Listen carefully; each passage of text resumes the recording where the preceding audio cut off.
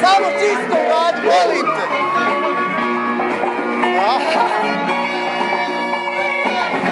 Fuđira!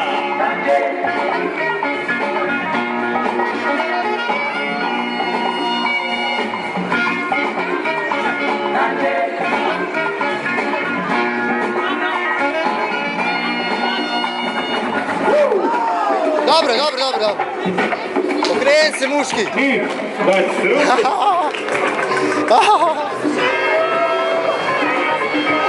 Suci, odlučite se za drugog finalista na 1, 2, 3. Ekstra runda.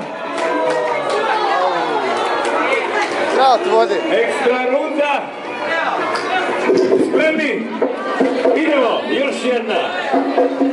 Imaš vode. Krat. Ne, malo, poludi.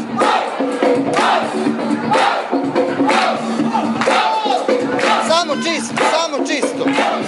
Ako je muž čisti, ovo je bio predobar ulaz. Šta je? Nema veze.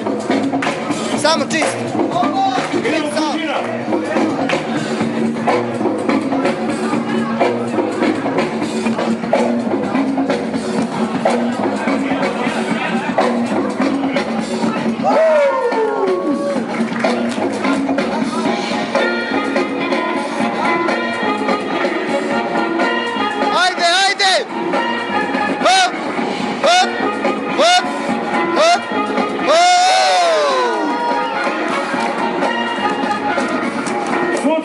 Ovaj put molimo bez X-eva.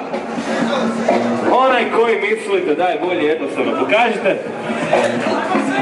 Na 1, 2, 3.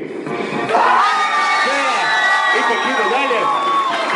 Svaka čast i našem Fuđiri.